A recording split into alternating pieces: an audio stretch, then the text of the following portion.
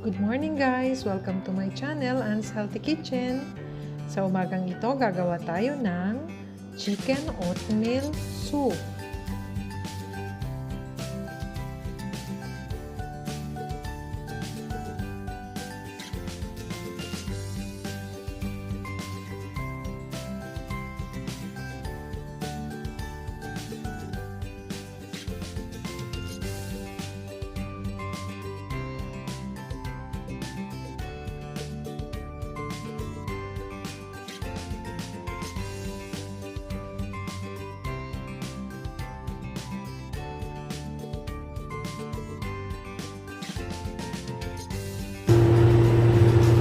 So guys, magluluto tayo ngayon ng ating oatmeal soup. Ito ay para sa ating iftar. Lalagay lang tayo ng kaunting mantika. Ayan. Pagkatapos, ilagay na natin ang ating bawang. Okay? Ayan. Simpleng-simple lang ito. Maganda talaga ito pang iftar. Ito yung mga ginagawa nila dito. At saka masarap siya. Okay? So, ngayon, pwede na natin i-add ang ating sibuyas.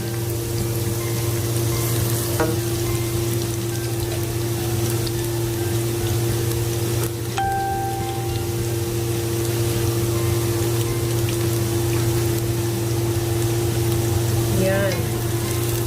Ngayon, ang ating ilalagay ay ang ating boiled na chicken.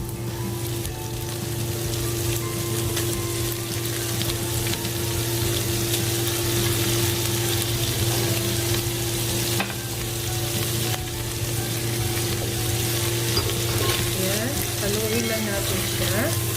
Dapat nakaready na rin ang ating tubig.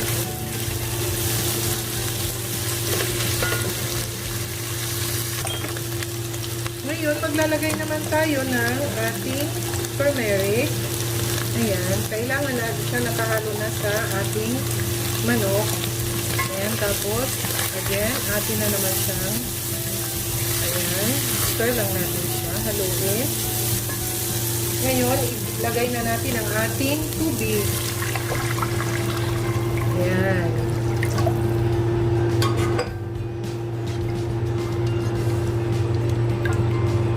Ganito lang ang kanilang ginagawa. Actually, hindi ko alam kung paano nila gagawin. Pero, ginawa. Pero natikman ko kasi, kaya, ayun na. Ginagawa ko na siya. Ayan, hayaan muna natin siyang mag-boil. Actually, hindi talaga dapat na mag-boil super. Lalagay natin ang isang chicken cubes. Ayan.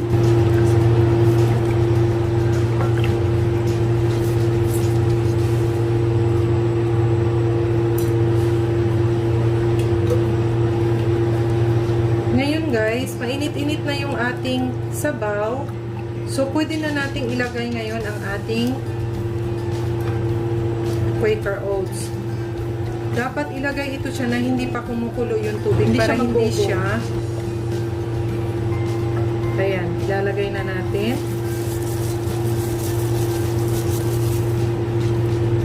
Tapos, halo lang ng halo hanggang sa mag-boil.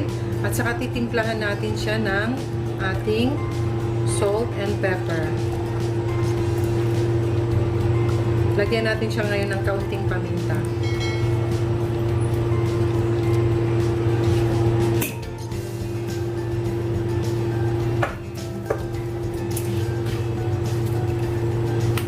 Half teaspoon lang guys.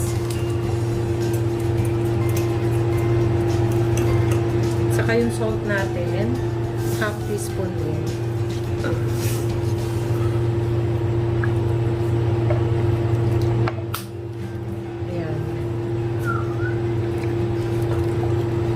So, hayaan lang natin ito. Dapat, lagi natin siyang in-stir. Haluin lang para hindi magdikit-dikit ang ating oats. Ayan. Ganito na siya ngayon. Malapot na. Ang ang kanyang lasa ay okay na din. At saka, syempre, pwede na natin siyang hanguin ngayon at pwede na rin natin siyang kainin. Ayan. So, ganito lang ang ating oatmeal soup with chicken. Okay? So, ito na ngayon ang ating oatmeal soup with chicken. Tingnan nyo naman, ang ganda talaga. So, guys, subukan nyo itong gawin. Napaka-healthy kasi oatmeal ang ginamit natin dito. At saka, pag kinakain namin ito, nilalagyan namin itong ating lemon. Napakasarap niya talaga. Okay? So, thank you guys for watching.